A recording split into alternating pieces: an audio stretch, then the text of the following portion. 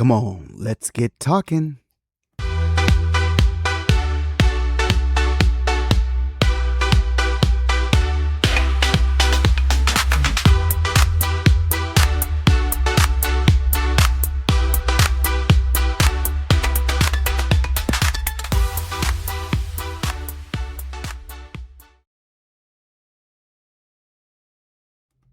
Hello, everyone. Hello, and welcome to another episode of Let's Talk with Carl E. Long, episode 64. In my last episode, I said episode 33 when I meant 63. Sometimes I don't know what I'm saying, and you don't know until you hear back. But welcome to episode 64 of Let's Talk with Carl E. Long. And if you're new to my channel, thank you for joining me. And if you're one of my regular listeners, welcome back. As always, my goal isn't to tell you what you think. My goal is to encourage all of us, including myself, to think critically, ask questions, and have conversations that too often never happen.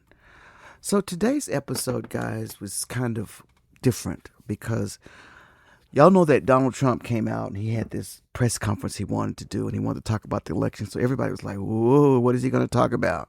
He's going to talk about that freaking 2020 election that he lost and how he just thinks he won this election. Something's wrong with Donald Trump. He lost fair and square.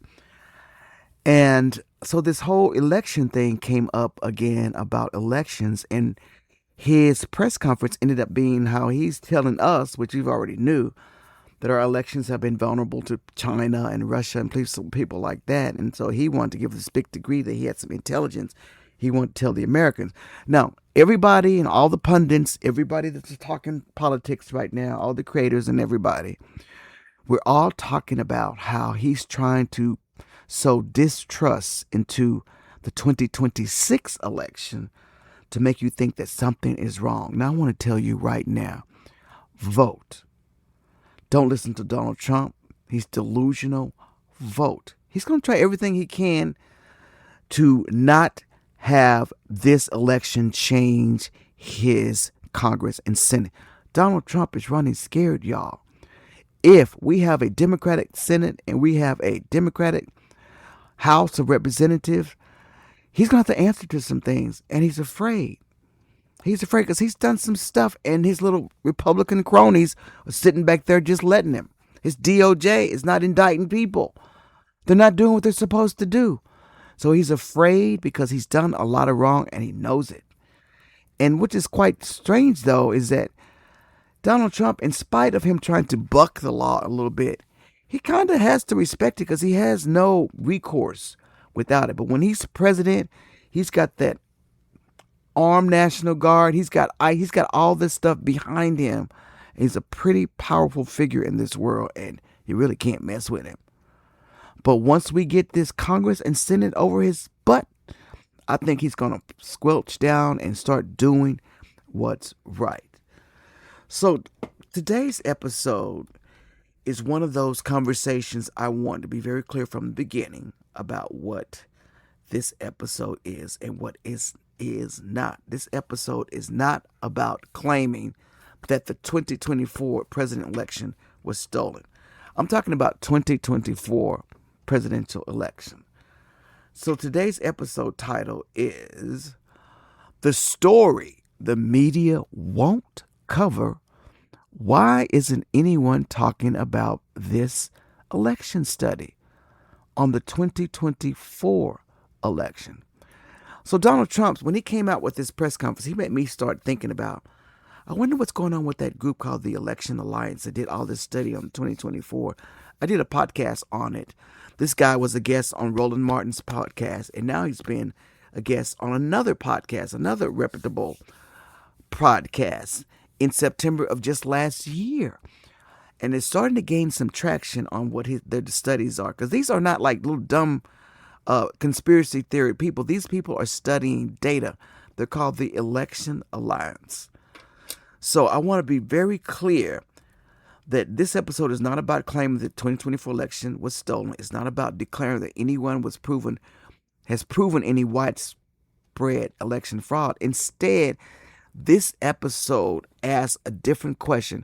Why hasn't there been more mainstream news coverage of an independent report that argues there are statistical anomalies in the 2024 election and calls for further investigation? Yes. Whether you ultimately agree with the report or disagree with it, I think it's worth asking why it hasn't been become part of a broader public conversation. I'll tell you why. Because Donald Trump has made a mockery of the 2020 election and his claims, which he's tried everything and say this was stolen. And every case that he's tried, every court case, every litigation, he's lost. There's no evidence. He has no friggin' evidence. But this 2024 election has some things that you need to look at.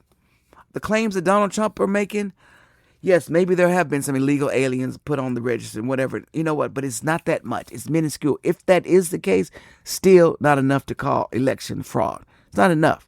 So he may be bringing up some claims that we need to fix. Yes, states need to fix that stuff. No illegals should be voting. Not at all. Taking some water, y'all. So, because if a democracy is on, but if a democracy depends on trust, then transparency matters. And transparency begins with asking questions. Why election integrity matters. One thing I've noticed over the last several election cycles is that concerns about election integrity often become partisan. After the 2020 election, many Republicans questioned the results. After the 2024 election, some Democrats, independent researchers, and election watch groups have raised questions about aspects of voting data. Here's my position. Election integrity should never belong to one political party. If you're a Republican, you should want secure election. If you're a Democrat, you should want secure election. If you're an independent, you should want secure election, no matter who wins. Because confidence in our elections shouldn't depend on whether our preferred candidate wins or loses. Now, the reason why I say this now, and I don't want to ever think that I'm on Donald Trump's train. I'm thinking elections are not secure. They're secure. But guys, we've had a lot of foreign interference with things. And with the new AI and with technology, it doesn't hurt to look at some of the stuff that's been going on. Now, Donald Trump was talking about some things that we had already known about. He didn't give us anything new that we didn't know about. But did it affect an election where it changed the outcome? We don't know. And I'm not on Donald Trump's train, no, by no means. But the thing about Donald Trump, he's only concerned about the elections that he lost. Why aren't you caring about what happened in 2024? Was there any fraud there, Donald Trump? If we wanted to cheat and win an election, we wouldn't have let your butt win in 2024. We would have cheated our way in, right? Like we cheated our way in for Joe Biden, as you say. So why didn't we do it for Kamala? Doesn't make any sense, Mr. Trump. What we're talking about is just ludicrous and stupid. So I need to separate us from the whole 2020 debacle of him saying election fraud, because that's not what we're talking about, okay? Make sure I make a clear distinction. I'm not agreeing with Donald Trump about anything at all when it comes to that election and the validity of it all. But I'll have to give him this point. And I don't think that he's doing this. He's not doing this because he cares about elections. He's doing this because he cares about something that may have happened in the 2024 election. And he's setting the stage. He's setting the stage to say that it's foreign interference. Now, with the 2024 election, I don't know how much foreign interference there was. I don't know if it was American influence. I don't know who influenced to change some of the stuff that they're making points of here. I don't know that Donald Trump doesn't know anything about it. I don't know, but he's acting really strange about elections all of a sudden. And this guy is a master of keeping himself out of trouble. He's got some crazy people around him, but he's setting the stage for something. We don't know what. But I'm going to throw this in as a caveat. No matter who wins, because confidence in our election shouldn't depend on whether our preferred candidate wins or loses. A healthy democracy should welcome transparency.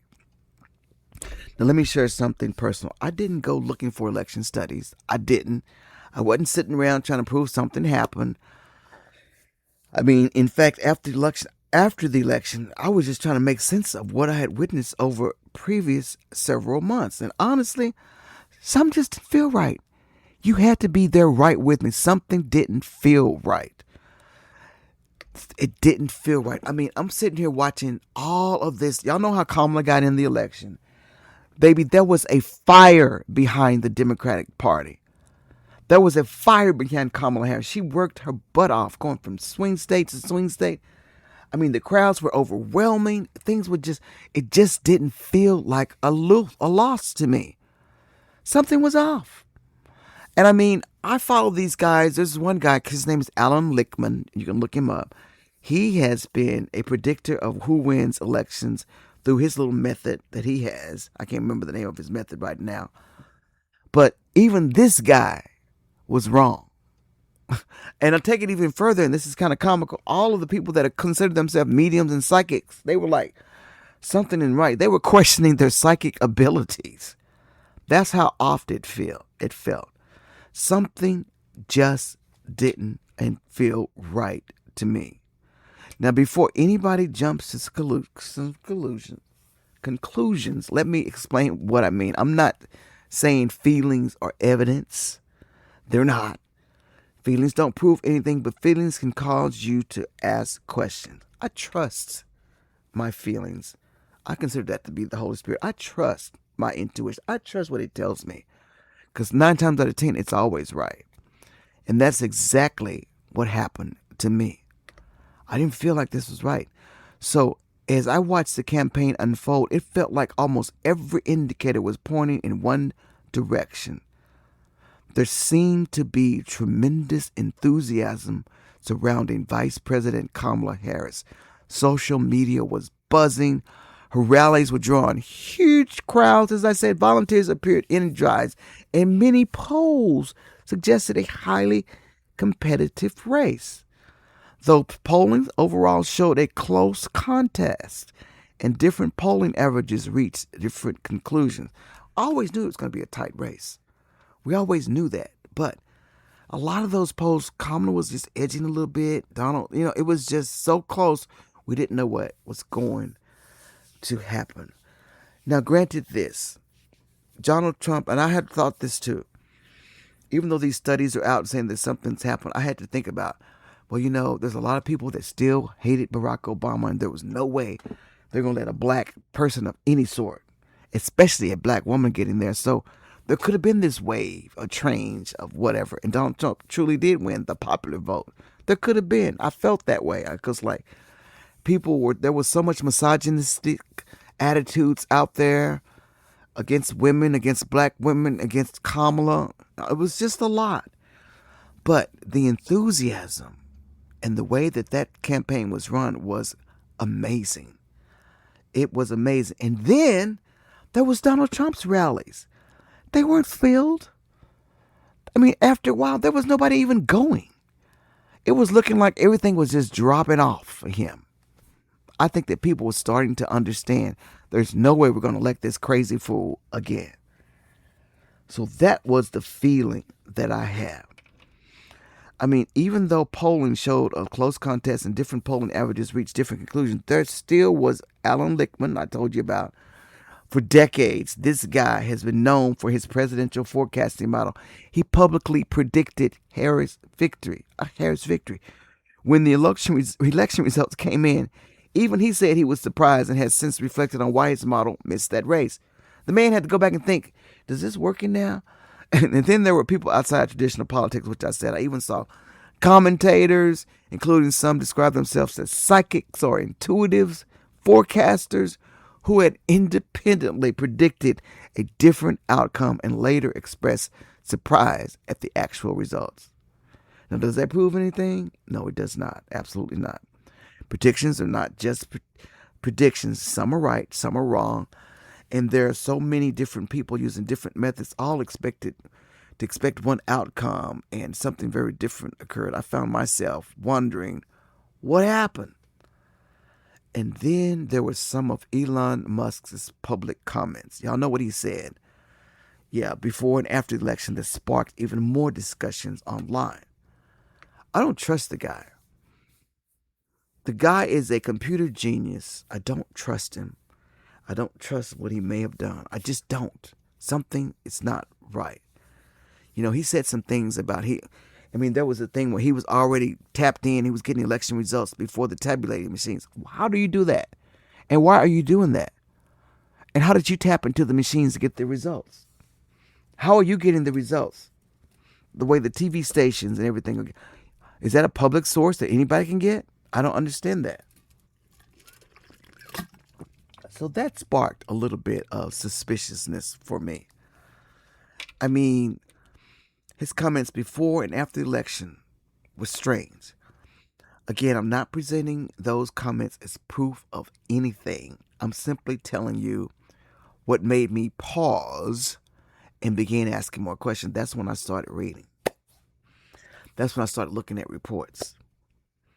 That's when I came across the Election Truth Alliance. Not because I had already reached the conclusion, because I wanted to understand whether there were credible questions being asked. Is anybody going to challenge this? It was so close.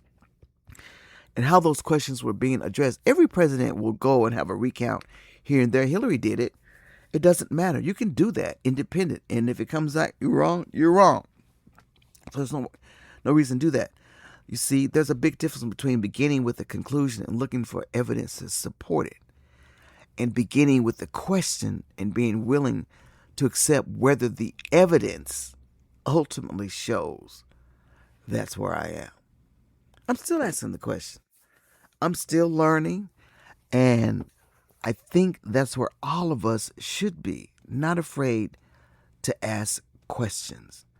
This 2024 election, I still don't think he won. I don't think he won. That's me personally. Now, the Election Truth Alliance, recently I came across the work of them, Election Truth Alliance, again.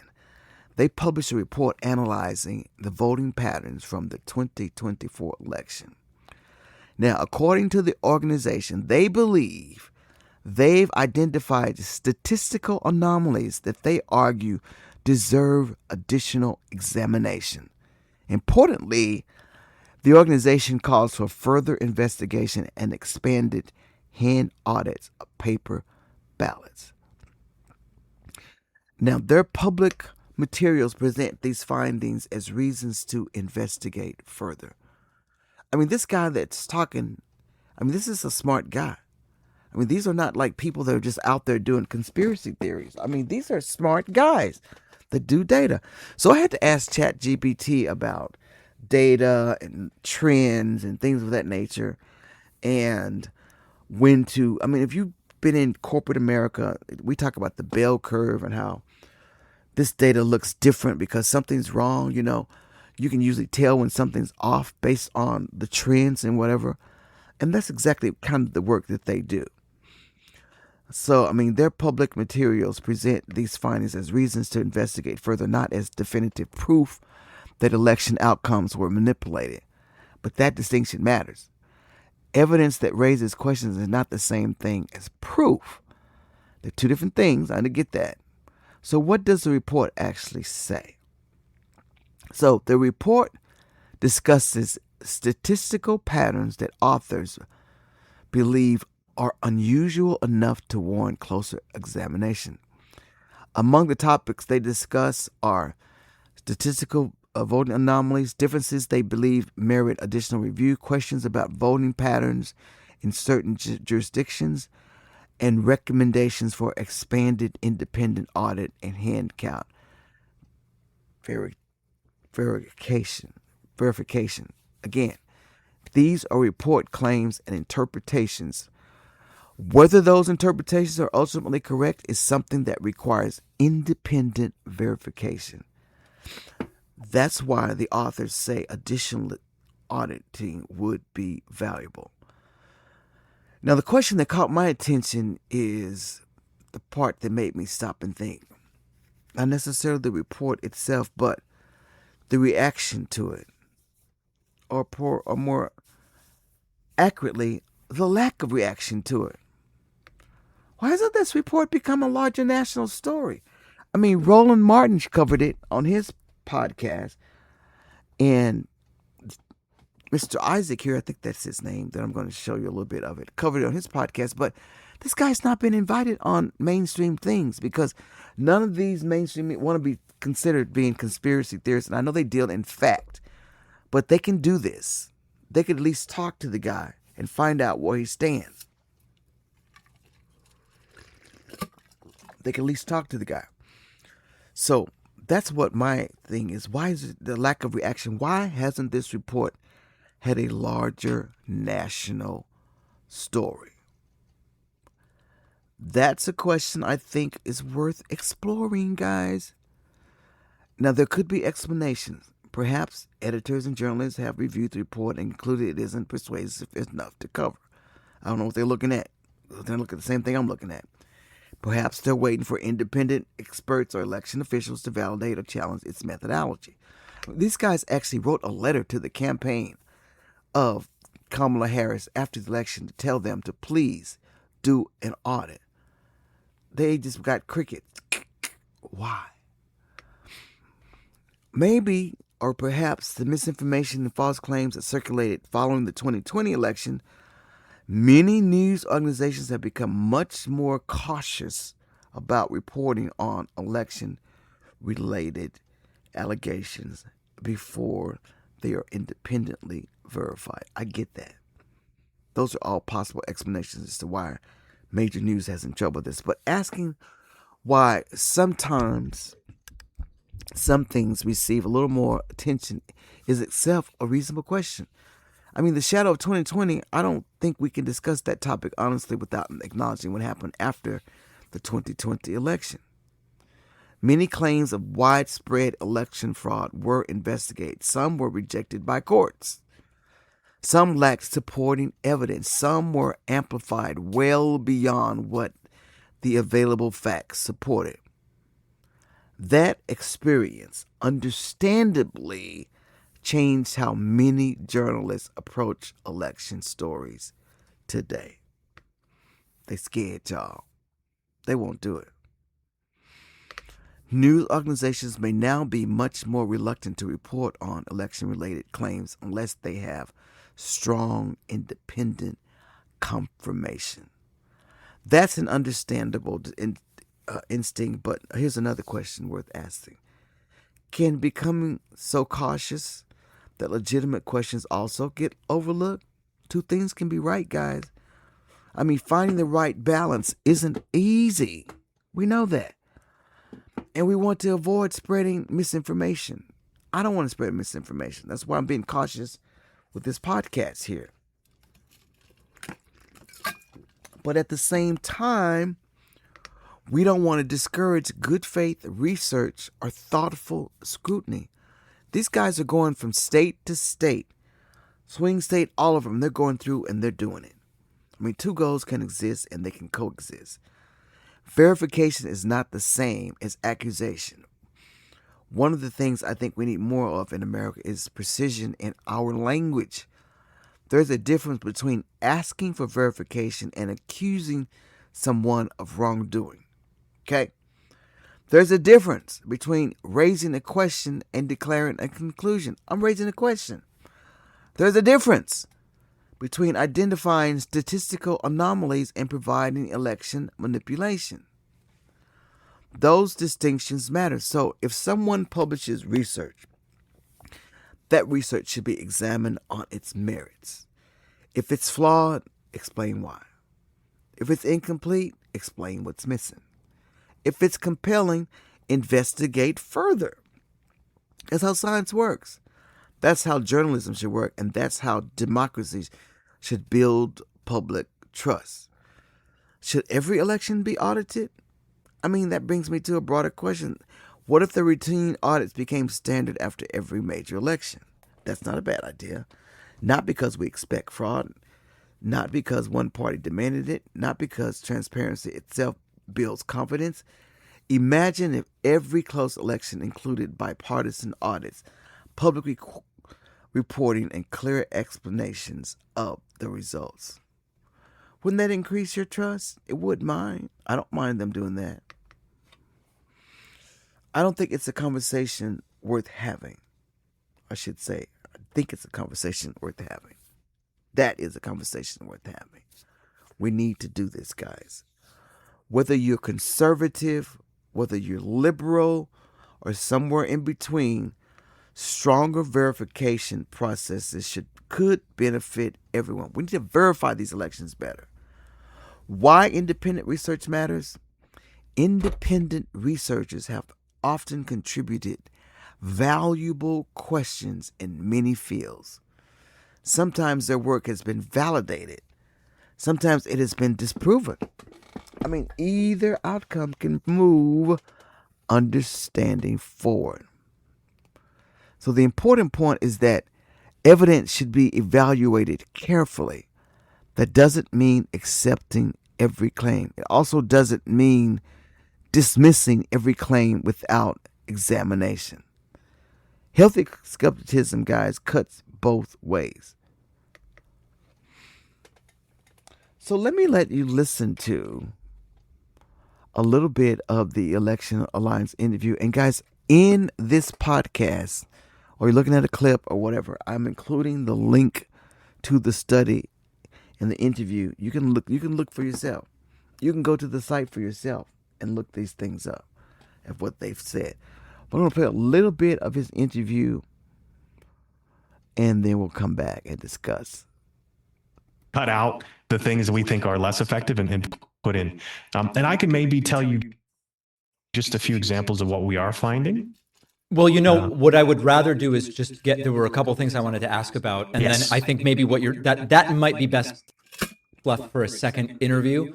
But so my audience knows right now, you've talked about Pennsylvania, North Carolina, and Nevada in this interview as published stuff. That would still give Trump 271. Is it your belief right now as you speak to me, based on everything you have published and not yet published, that Donald Trump did not genuinely win the 2024 election? As of right now, every set of data and additional evidence that we have found points to a serious concern that our election system could be compromised. It could have changed the outcome of not only the presidential election of the 24, but it could have also impacted state, Senate, and House positions that would go on to impact Congress. Okay, so here's what I'm going to say to my audience and encourage them to do, which is what I'm going to do. Nathan has laid out this case. He's provided some visuals. The first thing I would do is now I'm going to go and first try to verify that the data Nathan's working with is accurate. That's the first thing, is the input data accurate. I'm then going to evaluate his conclusions, delve more deeply into differential diagnoses, and that's the process I will start to use to make a decision. And then what I would love to do, Nathan, is after you have more to reveal, and after I've had a chance to do that, we could have you back and have another conversation. Yeah, that would be great. Our data is actually, our methods and our data is public at data.electiontruthalliance.org. We built a dashboard, digital dashboard, so you can actually go download the data for yourself, compare it to the county and state reports, right, and then you can do your own method or analysis or apply our method analysis yourself on the dashboard. All right, we've been speaking with Nathan Taylor, Executive Director of Public Engagement for the Election Truth Alliance. Nathan, I appreciate you being here. Of course, this is opening up a very serious potential can of worms, which we're going to investigate. I look forward to speaking to you again. Yeah, thank you so much for having me, and I have a lot more to share. If you sit on the toilet. All right, so there you go. That is from the David Pakman show. He's a legitimate podcaster. He had him on there, and they talked about this. So let me show you this heat map that all kind of started this right here. All right, so this is an example of a heat map that shows how the data has been done. And they compared this to two countries there, guys. two countries, Russia and Uganda, who typically do not have free and fair elections, and this is how their data looks. This tail. If an election is going to be pretty much standard and the data looks good, you get a more healthy circle like you did in the model in the third column. A healthy circle. But if you look over to the left of the screen, the square by itself, that is our 2024 elections. And what makes that even more crazy is that only happened in the swing states, where it appears that maybe Donald Trump's numbers were spiked by something. That's what they're appearing. That's what he's saying. That's what he's saying. So that's the heat map that all that came from. So healthy skepticism cuts both ways, guys. We should be skeptical of extraordinary claims, but we should also be willing to look at evidence with an open mind. What would it take? Let's think about honesty. Think about honesty. If the Election Truth Alliance concerns are ultimately shown to be incorrect, then transparent reviews could help explain why and strengthen public confidence. If some concerns are validated, then identifying and fixing problems would also strengthen confidence. Okay? That's why discussions about election administration shouldn't automatically become partisan battles. The goal should be trustworthy elections, not predetermined conclusions. Okay? So, some of my final thoughts about this whole debacle is this election deal is a big deal. I want to leave you with democracy at the strongest when people have confidence in the process. That confidence comes from transparency, it comes from accountability, it comes from evidence, and it comes from the willingness to help, to ask difficult questions while also following the facts wherever they lead. Whether that report ultimately proves persuasive or not is something that should be evaluated through careful analysis where appropriate. The question I'll leave you is this: should independent election research receive more public discussion, even if its conclusions remain contested? I'd love to hear your thoughts on that. I mean, have you read the report? Do you think it deserves more attention? Go and read the report. You can go to the link that I provided for you. Or you think it's important questions are overlooked? I think this deserves some attention, guys, because something is not right. Something is not right. And one of the examples that he gave was one of the counties that counts all their votes. Yeah. They count their votes by hand. Some precincts do and some don't. Why is it that the ones that counted by hand were closer to right concerns were the ones that didn't the ones that they I lost my train of thought. But anyway, I lost my train of thought on that. So, as I wrap up this episode, I want to share something deeply personal. The reason I'm talking about this today isn't because I want to relive the 2024 election. It's because I'm thinking about the future, guys. I'm thinking about the upcoming midterm election. And I'll be honest, what I experienced in 2024 left me uneasy. Not because I can prove something happened, I can't. Not because I've reached some final conclusion, I haven't. But because I wanted to walk away with questions that in my mind still haven't fully been answered. That uncertainty is what worries me. I'm concerned that if large numbers of Americans, regardless of political party, don't feel confident that elections are transparent and verifiable, we're going to keep repeating the cycle of suspicion, division, and mistrust. It makes me nervous as we approach another election. Not because I'm predicting that something improper will happen from either party. Walking away from another election feeling the way I felt in 2024, I can't go through that. Wondering if every reasonable question receive a fair hearing. I don't want to go through that. I don't want Democrats to feel that way. I don't want independents feeling that way, because when confidence in our elections begin to erode, everybody loses. That's why I believe in transparency. That's why I believe verification matters.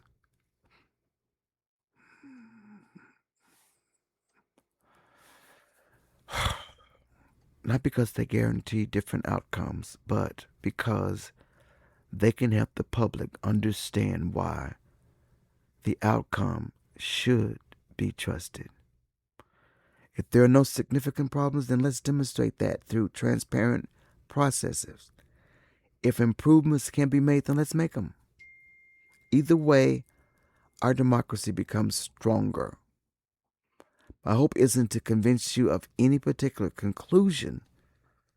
My hope is much simpler than that. I hope we become a country that's confident enough to ask difficult questions, patient enough to investigate them, and honest enough to accept the answers, even when those answers challenge our own assumptions.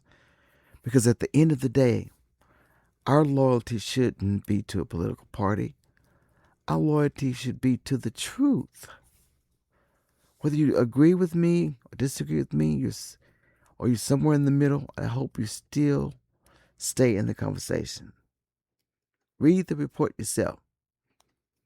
Listen to different perspectives. Challenge your own assumptions. And challenge mine if you think I'm wrong. So I want you to know that I put the entire link to the Alliance Studies interview with the David show, and you can look at that, and then you can also go to their site and look at all the reports they've done on this subject. So guys, we got to be vigilant. We got to stay up. We got to remember what's going on and make sure that we get this country back on track like it's supposed to be. Yes, like it's supposed to be. So that is my podcast for today. I hope you had a wonderful day, and thank you so much for joining me. Bye now.